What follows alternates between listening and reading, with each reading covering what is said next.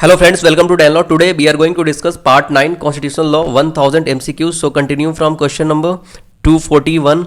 In emergency, the Indian state becomes from what? Federal from unitary, or unitary from federal, or unitary from unitary, or unitary from quasi federal. What it becomes? तो अगर बात करें unitary क्या होता है, unitary होता है where the power is placed in one central governing system. केवल पावर सेंट्रल गवर्नमेंट के पास यहाँ पे होता है. यूनिटरी की अगर बात करें, फेडरल की अगर बात करें तो federal where the power and responsibilities are shared between national and local level. मतलब एक यूनियन से लोकल लेवल तक पावर सेपरेट होता है यहाँ पे. मतलब पावर कुछ स्टेट को भी दिया जाता है, लोकल अथॉरिटी को भी दिया जाता है, और यूनियन जो सेंटर जो कंट्रोल करता है ये सारे.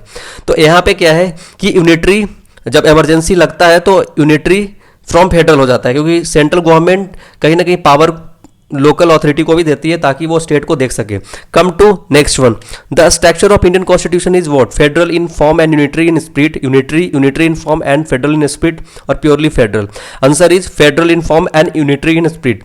आंसर इज फेडरल फॉर्म में फेडरल है पर स्पिरिट में यूनिटरी है. कहीं ना कहीं जो सेंटर के पास पावर होता है that is the main power, and state जो लोकल अथॉरिटी जो होता है या फिर स्टेट है उसके पास कम पावर होता है. लेकिन पावर स्टेट को भी दिया जाता है, लेकिन कहीं ना कहीं अगर दोनों के बीच में रेपुगेंसी हो रहा है यानी कि इनकंसिस्टेंसी हो रहा है तो सेंटर का पावर चलता है.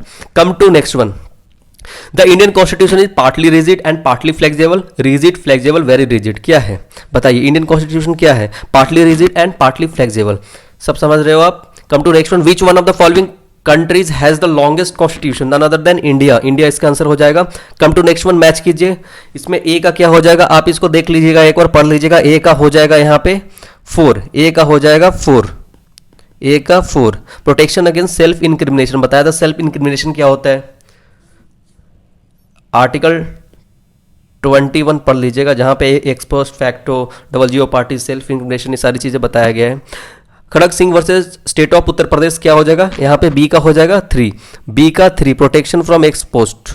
ओके, तो बी का 3. Kedarnath Bajoria versus state of West Bengal, ये किसका केस है? सो सी का हो जाएगा 2. Right to protect limbs. And Ratan Lal versus state of Punjab, D का क्या हो जाएगा? 2. Constitutionally of special courts. Okay, तो देख लीजिएगा डी का हो जाएगा 2. Okay, come to next one. To secure for the citizens a uniform civil code. Uniform civil code is a directive principle contained in Article 44 of the Constitution of India. To secure citizens uniform civil code यानी कि सब के लिए एक कानून के बारे में बात करता है यूनिफॉर्म सिविल कोड, जो कि आर्टिकल 44 में इसकी प्रोविजन दी गई है of the constitution of India. But in a number of cases attempts to public interest litigation have been rejected. कई बार पीआईएल इससे बहुत ज़्यादा गया है, तो पब्लिक इंटरेस्ट लिटिगेशन को कई बार रिजेक्ट कर दिया गया, बहुत नंबर ऑफ टाइम्स रिजेक्ट किया गया है. सो ये किसके बारे में बताता है बताइए. यहाँ पे बताया गया the provision contain in part 4 of the constitution of, यहाँ पे बताया गया ये देखिए, या फिर are not enforceable by the court. The legislative power to enact uniform civil code is not available in schedule 7 of the constitution. और uniform law for all person is not desirable. It enactment is one go may be counterproductive to the unity of the nation. Which one of these is correct? Okay, answer is E. A. The provisions contained in part 4 of the Constitution of India are not enforceable by the court. Enforceable by the court नहीं है, because अभी inform civil code पे कोई law बना ही नहीं है. केवल गोवा में जो कि है इन्फॉर्म सिविल कोड अभी है. So the president can make proclamation of emergency if he is satisfied that the security of India और of any part of territory there of threaten by. किस चीज से थ्रेटन होता है? वॉर से होता है, आर्म्ड रेबिलियन से होता है, इंटरनल डिस्टर्बेंस को हटा देंगे, एक्सटर्नल एग्रेशन से हो जाएगा. तो 1, 2 and 4. Answer is B. Come to next. The question of disqualification of the Speaker of Lok Sabha on the ground of defection is determined by Deputy the Chairman of Rajya Sabha, a member elected by Lok Sabha. अब देखिए disqualification of the Speaker of Lok Sabha है, so on the ground of defection is determined, किनके द्वारा determine किया जाएगा? जो member appoint किया जाएगा लोकसभा के लिए उनके द्वारा ही किया जाएगा. Come to next one. The council of ministers is collectively responsible to parliament, Lok Sabha, Rajya Sabha, prime minister. Council of ministers collectively responsible किस चीज के लिए होते हैं? पार्लियामेंट के लिए, लोकसभा के लिए, या राज्यसभा के लिए, या द प्राइम मिनिस्टर? क्या होता है इसका? 249 का आंसर बताइए. इसका हो जाएगा Lok Sabha. Come to next one. Which one can initiate impeachment proceedings against the vice president?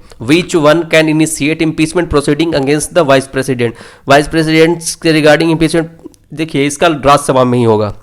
जो रिमूवल होता है, इम्पीचमेंट होता है वाइस प्रेसिडेंट का, वो ओनली बाय द राज्यसभा. 250 का बता दीजिएगा, ए आंसर होगा इसका. Come to next one. 251. The vice president is what? Vice president is not a member of parliament. President, vice president ये मेंबर नहीं होते पार्लियामेंट का. Come to next one. देखिए असर्शन क्या लिखा हुआ है यहाँ पे? A assertion. Article 21 expressly incorporates the concept of due process of law and due process of law is attribute of liberty. Both A and R true but R is not correct explanation of A. दोनों अपने जगह पे सही है, पर अब are जो reason है उसका ए का रीजन नहीं है. अब इसको देख लीजिएगा 252 को. Come to next one. The writ of mandamus is issued to enforce. कई बार मैंने बताया है एमसीक्यू सीरीज में कि रीट के बारे में पहले भी डिस्कस किया है. सो टाइम यहाँ पे नहीं है. अभी क्या है कि ये मैंडमस होता है कमांड के लिए, मैंडेटरी ड्यूटीज होता है. ओके, याद रखिएगा. Come to next one. In the appointment of a Supreme Court judge, primacy is given to the opinion of Chief Justice of India, Union Law Minister, Chief Justice of India, and other 3 senior judges of the Supreme Court, the Prime Minister of India. किसको primacy दिया जाता है appointment को लेकर? जो supreme court के जज होते हैं, जो नियुक्त किए जाते हैं, उनकी नियुक्ति को लेकर किनको ज़्यादा प्रधानता दी जाती है? सुप्रीमेसी यानी कि प्राइमेसी दी जाती है. बताइए इसको. 254 का. तो 254 का हो जाएगा answer C. Chief Justice of India and other 3 senior judges of the Supreme Court. Okay, come to next one. Advertisement is a commercial speech. Advertisement, जो advertisement है वो commercial speech है. It was laid down in हमदर्द दवाखाना versus union of India, express newspaper private limited versus union of India, Bennett Coleman and company union of India जो भी है, Tata press limited, ये यही हो जाएगा Tata press limited versus Mahanagar telephone Nigam limited MTNL.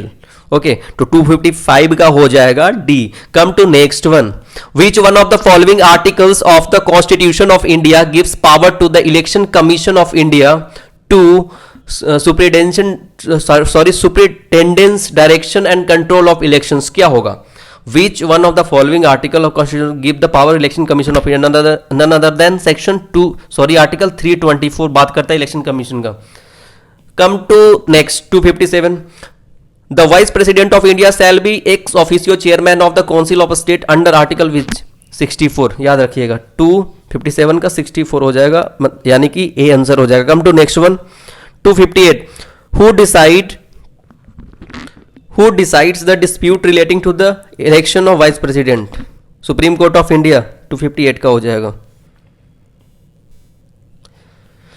Article 14 of the Constitution guarantees equality to all citizens of India, all the person inside the territory of India, any person natural as well as artificial, all citizens of India living anywhere in the world. Which one is the correct answer? Article 14 क्या बात करता है? Equality before law. तो किसको ये guarantee किया जाता है? 259. तो ये किया जाता है all the persons inside the territory of India, चाहे कोई भी हो इंडियन टेरिटरी में, उस पर एप्लीकेबल होगा ये आर्टिकल 14, उसको कोई इन्फ्रिंज नहीं कर सकता. Come to next one. State of Uttaranchal versus Balwant Singh. State of Uttaranchal versus Balwant Singh हाउफाल All India Record 2011 is important for direction issued by the Supreme Court of India in relation to public interest litigation, election of president, arrest and detention of accused person, appointment of Lokayukta in different state. यह जो case था state of Uttaranchal versus Balwant Singh हॉफाल, ये इसमें क्या होगा? तो इसका जो आंसर हो जाएगा ये हो जाएगा A, public interest litigation. Come to next one. In which of the following cases doctrine of prospective over ruling was applied? सबसे पहले ये जानते हैं कि प्रोस्पेक्टिव ओवर रूलिंग क्या होता है. So doctrine of prospective overruling होता है, it dictates that a decision made in particular case would have operation only in the future and will carry retrospectively. Okay, मतलब कोई it is not applicable in any past decisions. Okay, retrospectively applicable नहीं होगा। ये जो future में जो ऐसा अगर कोई होता है पार्टिकुलर केस आता है तो उस पर एप्लीकेबल होगा। तो ये कौन से केस में बताया गया था? Doctrine of prospective over ruling को अप्लाई किया गया था। शंकरी प्रसाद versus union of India, Sajjan Singh versus state of Rajasthan, IC Gokulnath versus state of Punjab. तो यही होगा, ये सी इसका आंसर हो जाएगा। सो ये याद रखिएगा, 261 का सी हो जाएगा। Come to next one, 262। Article 21 of the constitution of India incorporates the right to doctors assistance. ये किस में था बताइए, कि कौन से केस में? Parmanand Katara versus Union of India. Come to next one. With a view to give effect to an international agreement, Parliament enacts a law on a subject enumerated in list without consulting the affected states. So the law अब क्या है कि invalid चला जाएगा। In view to give effect of the international agreement की अगर बात होता है तो पार्लियामेंट कोई लॉ बना रही है, इनोमरेट कर रही है स्टेट लिस्ट को without consulting the particular state को भी हो सकता है, अफेक्टेड स्टेट है उसको कंसल्ट नहीं कर रही है, तो law is invalid as it encroaches upon the exclusive power of the state legislature shall become invalid only the extent of conflict with state law which the state may make in future is fully valid as a parliament is empowered to make such law in order to give effect to an international agreement even though it encourages upon states exclusive power of the legislation. I think C X का answer हो जाएगा, 263 का answer C ही होगा। come to next one। ये जो Kaveri river water sharing dispute जो है वो तमिलनाडु, कर्नाटका, केरला एंड गुजरात के बीच में है। तमिलनाडु, कर्नाटका, केरला एंड गुजरात के बीच में है, याद रखिए। 264 का क्या हो जाएगा? ये हो जाएगा सी। कावेरी रिवर का जो डिस्प्यूट है, सी होगा आंसर, डी नहीं होगा, सी होगा। Okay, come to next. Fundamental right can be waived by the PM, can not be waived by the citizens, can be waived off by the foreign diplomats, can be waive off by supreme court, can not be waive off by citizens, cannot be waived by citizens. Come to next one, 266. On the event of the death of president, the vice president holds the office of a maximum period of 6 months. मान लीजिए death अगर हो जाती है president की, राष्ट्रपति की अगर मृत्यु हो जाती है, तो उस केस में क्या होता है कि जो उपराष्ट्रपति होते हैं वो इस पद को 6 महीने तक संभाल सकते हैं, होल्ड कर सकते हैं। Who said in the Constituent Assembly that the directive principles of a state policy are like a check on a bank payable at the convenience of the bank? किसने कहा था ये कहा था केटी शाह ने, याद रखिएगा। X officio chairman of the council of states, x officio chairman of the council of state, president of India, speaker of the Rajya Sabha, vice president of India, minister of parliamentary affairs. क्या हो जाएगा? X officio chairman of council of states कौन होता है बताइए। सो 268 का हो जाएगा सी। वाइस प्रेसिडेंट ऑफ इंडिया होते हैं, वाइस प्रेसिडेंट होते हैं जो कि क्या होते हैं? Ex officio chairman of council of states. Council of states क्या होता है बताइएगा कमेंट में। Come to next one. Which is not a salient feature of Indian constitution, written supremacy of the constitution, सही है। क्वासी फेडरल सही है। Committed judiciary नहीं सही है, ये सही है, तो आंसर सी हो जाएगा। कमिटेड जुडिशरी क्या होता है? कमिटेड जुडिशरी वो चीज़ होता है, इसके बारे में जान लीजिएगा कि हमारा जो जुडिशरी है सिंगल इंटीग्रेटेड जुडिशियल सिस्टम है, हमारे हर सेपरेट जुडिशरी नहीं है हर स्टेट के लिए, तो सिंगल इंटीग्रेटेड जुडिशियल सिस्टम है। और हमारे यहाँ जो क्या होता है कि जो जुडिशरी पे दबाव नहीं दिया जाता है, यानी कि जुडिशरी दबाव में काम नहीं करती है। यानी कि इंडिया, अब जैसे कि बात करें कि during the days of emergency की अगर बात करें, on that time prime minister Indira Gandhi called for committed judiciary, because वहाँ पे दबाव डाला गया था जुडिशरी पे कहीं ना कहीं, चाहे तो जजेज के अपॉइंटमेंट को लेकर की बात हो या फिर बात करें 1973 की जिसमें अपॉइंटमेंट इग्नोर किया गया था सीनियरिटी को लेकर, या फिर 1977 की बात करें HR खन्ना वाला जो केस था वो पढ़ लीजिएगा। बाकी कई बार ऐसा हुआ है कमिटेड जुडिशरी की बात हुई है, पर हमारे कॉन्स्टिट्यूशन कमिटेड जुडिशरी को कहीं ना कहीं हमारी फीचर नहीं है, ये हमारी कमिटेड जुडिशरी नहीं है, मतलब सिंगल इंटीग्रेटेड जुडिशियल सिस्टम है।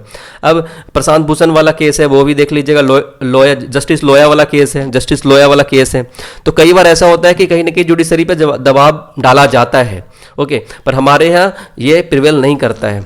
Come to the next one. How many seats have been reserved for the union territories in Lok Sabha? 20, 25, 3, none of these. I think 20 है, answer is 20। Thank you so much. Please like, share and subscribe my YouTube channel.